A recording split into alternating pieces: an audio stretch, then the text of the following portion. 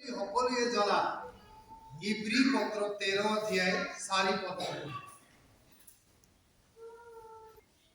हिंदी से विवाह सब में आदर की बात समझी जाए और बिछाना निष्कलंक रहे क्योंकि परमेश्वर व्यभिचारियों और प्रस्तिगमाइयों का न्याय करेगा। आमीन। प्रार्थना करुणामय जीवित ईश्वर अपना पवित्र नामक में धन्यवाद दिसु प्रभु। ये हमारे प्रभु जी नव दंपति বিলাকে प्रभु আপনার বাইক শুনিবৰ কাৰণে দেবিলাকে প্ৰস্তুত আছে। দেবিলাক উপস্থিত হৈছো। আমি দৰা কন্যাক দেখিছো। বিবাহ বাইবেলত আমি পাইছো বিবাহ বুলি ক'লে বিয়া বুলি ক'লে বিবাহ বুলি ক'লে সকলো জাতিৰ মাজত বিভিন্ন জাতি বিলাক আছে। প্ৰত্যেক জাতিৰ মাজত বিবাহ বুলি ক'লে উখল মখল পুরা হুলস্থুল পরিবেশ থাকে।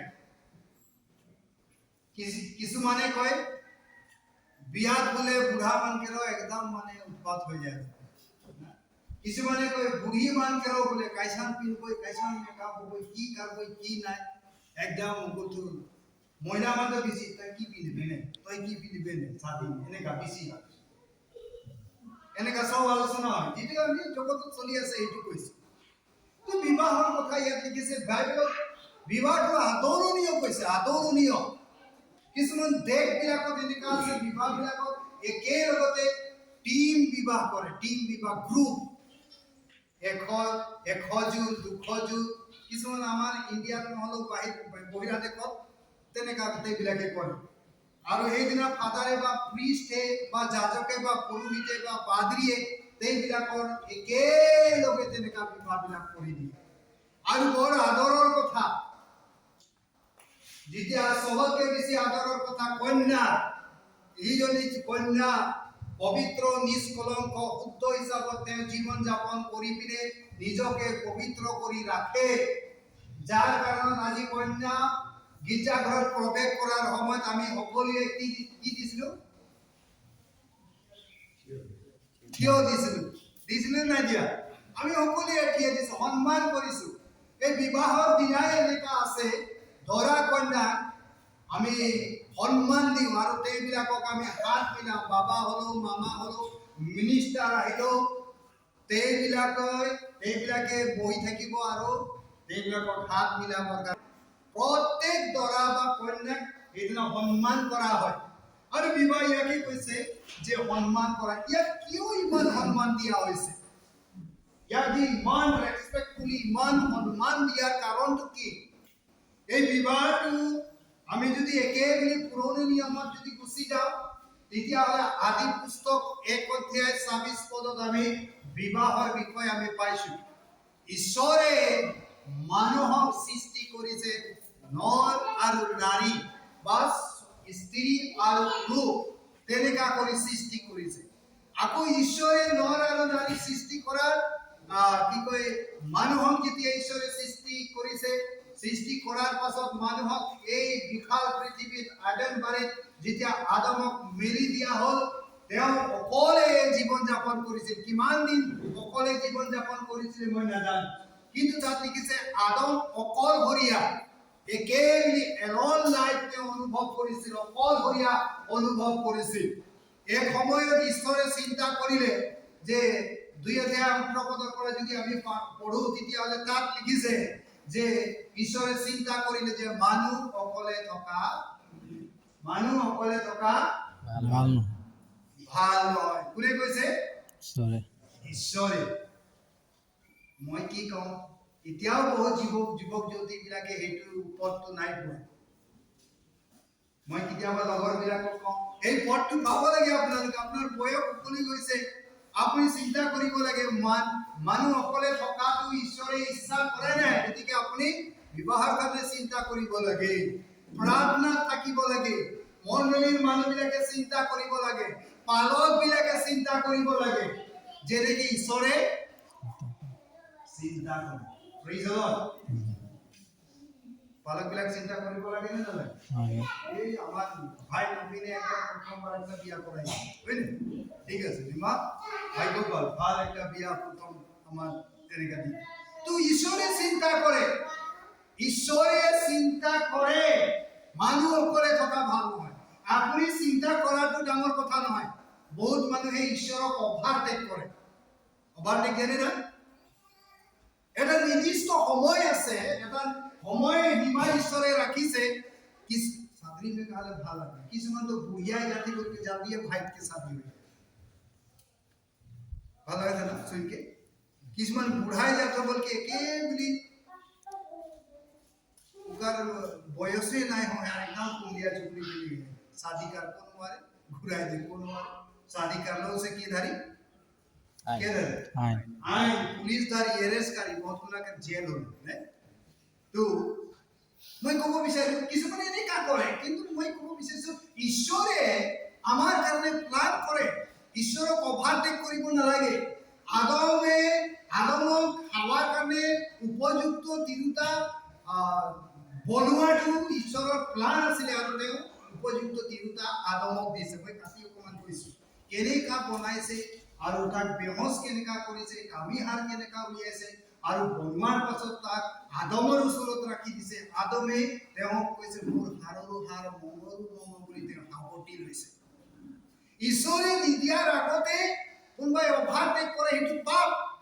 এটা সময় আছে, এইকাৰণে বিবাহ আদৰণীয় বুলি কৈছে। মানুহ চিন্তা কৰাটো ভাল, এই বিবাহৰ কাৰণে চিন্তা কৰাটো ভাল। যদি তেওঁ অভাৰটেক কৰে, বেয়া বিচাৰ কৰে, পৰস্ত্ৰী গমন কৰে, তেতিয়াহ'লে এইটো ঈশ্বৰে কি কৰিব কৈছে?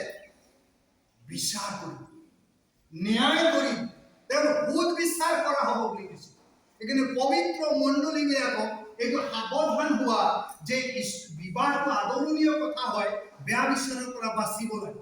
পৰ স্ত্ৰীৰ ওচৰত নহয়, পৰ পুৰুষৰ ওচৰত যাবলৈ নহয়, বেলেগৰ ওচৰত যাবলৈ নহয়। বিবাহিত বন্ধনত সোমাবৰ কাৰণে ঈশ্বৰৰ বাক্যই কৈ আছে নিজৰ ইচ্ছা মতে কৰি লোৱাটো এইটো পাপ।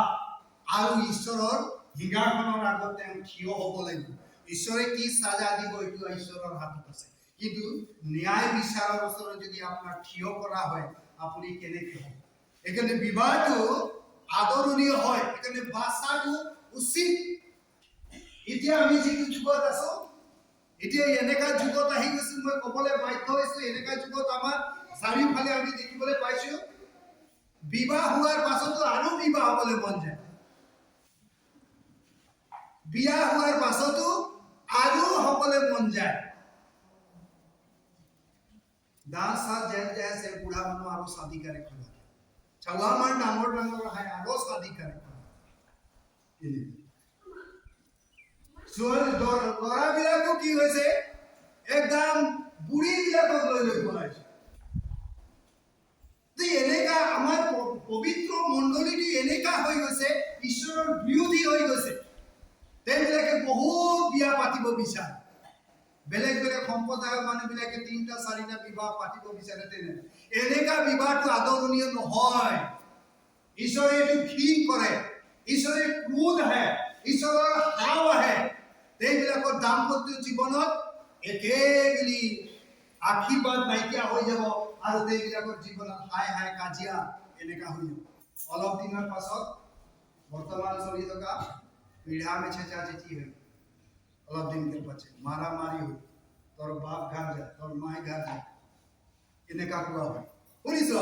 তো এইকাৰণে মই ক'ব বিচাৰিছো বিবাহত আদৰণীয় কথা আছে, কিন্তু ঈশ্বৰৰ উপস্থিতিত যেতিয়া বিবাহ হয়, পবিত্ৰ মণ্ডলীয়ে যেতিয়া এৰেঞ্জ কৰে, পবিত্ৰ মণ্ডলীয়ে উভয় মণ্ডলীয়ে যেতিয়া এইবিলাকক যোগ কৰি দিয়ে, তেতিয়াহ'লে সেইটো আদৰণীয় হ'ব। Praise the lord. আৰু কৈছে আমি কি কয় ইফিচিয়া যদি 5:22 লিখিছে, হে পুৰুষবিলাক নিজ নিজ ভাৰ্যাক কি কৰা? প্ৰেম কৰা। কি কৰা বুলি লিখিছে? প্ৰেম কৰা। নিজ নিজ ভাৰ্যাক প্ৰেম কৰা। অবিয় গম পাইছে না? নিজ নিজ ভাৰ্যাক কি কৰিব লাগে? প্ৰেম কৰিব লাগে। মন কি কয় যিশুৱে যেনেকা মণ্ডলীক প্ৰেম কৰিলে তেনেকে তোমালোক নিজ নিজ ভাৰ্যা কি কৰা প্ৰেম কৰা এনেকা কৈছে আৰু কোনে জানো নিজৰ শৰীৰক কি কৰে প্ৰহাৰ কৰে জানো কোনে নিজৰ শৰীৰক ঘাত কৰে জানো প্ৰহাৰ কৰে জানো নিজ ভাৰ্যাটোৱে হৈছে নিজৰ শৰীৰৰ এটা অংগ যেনেকে আগমৰ এটা কামিহাৰ উলিয়াই কিনে ঈশ্বৰে হাৱাত বনাইছিল তেনেকে তোমাৰো এটা কামিহাৰ উলিয়াই কিনে তোমাৰ কাৰণে কি কয় উপযোগী সহযোগী ঈশ্বৰে কি কৰিছে নিযুক্ত কৰিছে দিছে সেই তাক প্ৰেম কৰিব লাগে আৰু এটা ডাঙৰ কথা প্ৰেম নাই কৰিলে তো নিবেগৰ বেছি দূৰ নাই কি গাড়িয়া লগে লগে বাপঘাট রাতি হলেও আইলে হয় না তুমি आवाज भी नहीं कर भी मुझे तो थाया कहा है ना पादरी का इधर है बोल के पते आए लोग है ना গম পাইছে না প্রেম কৰিব লাগিব অসমীয়াত কয় যে গৰুটো কিনিবা কি কৰে দিনটো বাটুৱা আৰু ছোৱালী আনিবা কি কয় ৰিংটো বাটুৱা এনেকা কয় না এখানে তোমাৰ ভাষা হয় তুমি প্ৰেম কৰিব আৰু ভিতৰত লিখিছে তিনি অধ্যায় এক পদত লিখিছে যে হে প্ৰুফ বিলাক তোমাৰ ভাৰ্যাক তুমি তিতা ব্যৱহাৰ নকৰিবা তিতা ব্যৱহাৰ এই কুলুচিয়াত লিখিছে কুলুচিয়া তিতা ব্যৱহাৰ নকৰিবা কৈছে তিতা মানে গাড়িয়াল আছে নিজৰ মাই বাপ ভাই ইয়ে দাবি নিজৰ জন্ম জায়গা ইয়ে দাবি ये के रकम यदि खेकटाते राले कहाँ रही वो एक भाल नहीं आदमी टा एकदम इनकम करना माय बाप ने कहा ये जमाई तो भाल नहीं इन्हें का नहीं बाइबल लिखते टीटा व्यवहार न करेगा हिंदी लिखते कठोर तुम अपने व्यवहार कठोर ना करो कठोर इन्हें का प्रेम करी बोले कैसे और भाल व्यवहार करी बोले कैसे रिजलो इतिया भाजा बिना कर कैसे निज निज स्वामी की हुआ बखीभूत अधीन हिंदी में हे पत्नियों तुम अपने पति के अधीन रहो अधीन थका माने डोमिनेट करी रखा নহয় তেওঁ যি কব তাৰ লগত মিলি থাকিবলৈ কৈছে অধীনত থকা মোৰ বৰ নিচে ৰাখে না ঈশ্বৰে কামি হাতটোৰ পৰা উলিয়াইছিলে কামি হাতটো তলত আছে নে ক'ত याद আছে না এইখিনি পৰা উলিয়াইছে মানে হৃদয়টো একেই স্বৰত আছে কামি হাতটো হৃদয়ত লগাই ৰাখিব লাগিব বুজি পাইছে না তেনেকে একাৰণে নিজৰ স্বামীৰ পদ লাগি থাকি লাগিব বুকুৰ ওচৰত তেওঁৰ হৃদয়টো জিকিব লাগিব এনেকা জিকিব লাগিব মই সাধাৰণ কাম ঈশান কাম करबे যে তোর বিনা ও কোনো টাকে নাই পায় मोर कुत्ता लेके कहां रही थी सब कुछ के हुई नहीं हम का कहां रही थी इसने आए होले ओकर बेचैन हो जी ओ पैसे ना बुझी पैसे ना किसमान भाजे एरे इला के प्रूफ पिला के टाइम लगे कुएन मारे सब भाजे করে দিব লাগিব কাউটার কিতাব পদ আছে বাইবেল পদ আছে বই পদ আছে তার সুলা পদ আছে তার গরু গরু কাপড় যি আছে সকল বিলাক কি মিলিলে নোৱাৰে মন মহিলাবিলাকে কৈছে এনেকা কৰি তোলা ভাল ইতিহাসে বিলাকে একদম মানে থাকি একটা সিক্রেট পয়েন্ট দিছো হয় না টিপস ঠিক আছে তো ভাজা বিলাকে নিজ স্বামী কি হ'ব লাগিব বখীভূত লাগিব আৰু এটা লিখিছে ভিতৰত লিখিছে নিজ কি কয় স্বামীৰ বখীভূত থাকা আৰু তোমাৰ চৰিত্ৰ কি আচাৰ ব্যৱহাৰ ভাল হ'ব লাগিব বুলি কৈছে যদি স্বামীয়ে যদি তেওঁ বিশ্বাসত নাই তোমাৰ আচাৰ ব্যৱহাৰৰ যোগেদি তেওঁ বিশ্বাসত আহিব বুলি কৈছে যাৰ বিশ্বাস যদি দুৰ্বল বহুত মানুহ পৰিয়ালবিলাকত এনেকে থাকে গীৰ্জা প্ৰাৰ্থনাত মানে পুৰুষবিলাকে একে বুলি কয় গীৰ্জা যাবলৈ নোখোজে যেতিয়া তিৰোতাই বা ভাজাই যদি তেওঁ ষ্ট্ৰং হৈ যায় গীৰ্জা প্ৰাৰ্থনাত ভাল থাকে নিজৰ পুৰুষটোক লৈ যাব পাৰে প্ৰেইজ দ্য লৰ্ড এইটো কাৰণে ভাজাবিলাকে এনেকা ষ্ট্ৰং হ'ব লাগিব নিজৰ স্বামী তেওঁ কি কৰিব লাগিব গীৰ্জা আৰ্হি হিচাপে কি কৰিব লাগিব লৈ যাব পাৰিব এইকাৰণে কৰন্থিয়াত লিখিছে হে ভাৰ্যাবিলাক তোমালোকে নিজ নিজ পুৰুষবিলাকক পৰিত্ৰাণ দিয়াব পাৰিবানে? এনেকা লিখিছে। হে পুৰুষবিলাক, তোমালোকে নিজ নিজ ভাৰ্যাক পৰিত্ৰাণ দিয়াব পাৰিবানে? বাই চান্স তেওঁবিলাকৰ জীৱনত যদি কিবা উখল মাখল হৈ যায়, 19-20 বুলি কয় না, 19-20 হৈ যাব, কোনোবা বিশ্বাসত দুৰ্বল হ'ব, কোনোবাই বাঢ়ি যাব, সেইটো সময়ত সেইবিলাকে সেই পৰিত্ৰাণৰ ভাগটো ৰাখিব পাৰিব লাগিব। চাবদৃশকক কৈছে এজনতকৈ দুজন ভাল, আৰু এইবিলাকৰ পুৰস্কাৰ ভাল। একজন গিৰিলে একজনক তুলিব পাৰিব। আমি যদি এইটো টেবুলটো যদি মই অকলে ল'বলৈ যাম, তো মোৰ কঁকালত ধৰিব, গধুৰ থাকে। দুইজন ধৰিলে হাত অলপমান ধাৰ ক'লে সাহায্য হ'বনে ন? তো এজনতকৈ দুজন ভাল। যেতিয়া আমাৰ দুৰ্বল হৈ যাব, কমজুৰি হৈ যাম, আমি অকলে থাকিলে কোনে আমাক পাৰিব, কোনে আমাক কাপোৰ দিব, কোনে আমাক সহায় কৰিব? কিন্তু দুইজন যদি একেলগত থাকে তেতিয়াহ'লে কিমান ভাল। তিনিগুণীয়া ৰছীটো নিচিঙে বুলি কৈছে। তিনিগুণীয়া ৰছীটো নিচিঙে মানে দুইজন মানে কোনজন?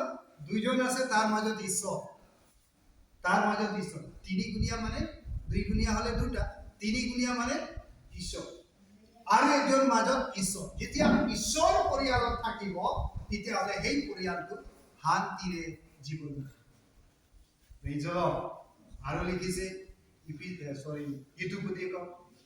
দৰাৰ বিষয়ে কৈছে, যিজনে ভাৰ্যা পায় তেওঁ পৰম বস্তু পায়।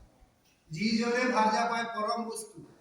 এতিয়া য'তে গ'লেও অভিয়াপত থাকিব, এই টাউন ফালে চিমলগুৰি থাকিলেও কেতিয়া ঘৰ আহিম সেইটোৱে চিন্তা। পৰম বস্তু দিনে ৰাতি পৰম বস্তু। আৰু তাৰ তলত একটা কথা লিখিছে, ঈশ্বৰৰ অনুগ্ৰহ এইবিলাকৰ ওপৰত থাকিব।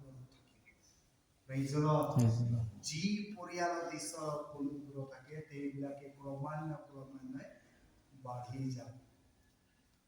ডাঙৰ কথা কি আছে? ঈশ্বৰৰ অনুগ্ৰহৰ লগতে আজি এই ওচৰ চুবুৰীয়া কিমান পৰিয়াল আছে সেইবিলাক পাহৰি যাওক বুলি কম নৱদম্পতি। আমাৰ গাঁৱত কিমান মানুহ আছে সেইবিলাক পাহৰি যাওক। আমাৰ পৃথিৱীত কিমান মানুহ আছে সেইবিলাক পাহৰি যাওক। আপোনালোকে সদায় মনত ৰাখিব, আদম আৰু হাৱাক যেনেকৈ ঈশ্বৰে সৃষ্টি কৰি পেলাই এডেন বাৰীত ৰাখিছিল আৰু যি দায়িত্ব দিছিল সেই দায়িত্ব পালন কৰিছিল। স্বামী ভাৰ্যাই মণ্ডলীৰ যি দায়িত্ব আছে, পৰিয়ালৰ যি দায়িত্ব আছে, এই পৰিয়ালত বা এই পৃথিৱীত ঈশ্বৰে তোমালোকক যি দায়িত্ব দিছে সেই দায়িত্ব পালন কৰি যাবলৈ কৈছে। ঈশ্বৰৰ বাক্যৰ মতে আনক শিকোৱা, প্ৰতিপালন কৰা, আৰু ঈশ্বৰে যেতিয়া আশীৰ্বাদ কৰিব তোমালোকৰ সতি সন্তান হ'ব, সেইবিলাককো ঈশ্বৰৰ ৰাস্তাত নিয়া গধুৰ দায়িত্ব। আগতেতো অকলে থকাৰ সময়ত যেনেকে তেনেকে য'তে মন যায় ততেই যায়, তাতেই ঘূৰি ফুৰে। কিন্তু এতিয়াৰ পৰা তেওঁবিলাকৰ আচল পৰিচয় হ'ল, আজিৰ পৰা তেওঁবিলাকে সম্পূৰ্ণ মানুহ হ'ল। অভিও আজি তেওঁৰ কামিহাৰ পালে, আগতে কামিহাৰ এটা নাছিলে, এতিয়া সম্পূৰ্ণ মানুহ হ'ল। গতিকে তেওঁৰ দায়িত্ব এতিয়া ঘৰৰ প্ৰতি তেওঁৰ দায়িত্ব। আগৰ চৰিত্ৰ কেনেকে আছে ওচৰ চুবুৰীয়াবিলাক জানে, কিন্তু এতিয়াৰ পৰা দুইগৰাকীৰ চৰিত্ৰ তেওঁবিলাকৰ এটা পৰিয়াল হ'ল আৰু তেওঁবিলাকৰ চৰিত্ৰটো সদায় খ্ৰীষ্টক ৰাখি আগবঢ়া চৰিত্ৰ প্ৰভুৰ লগত থাকিব লাগিব। গতিকে মই ক'বলৈতো বহুত আছে।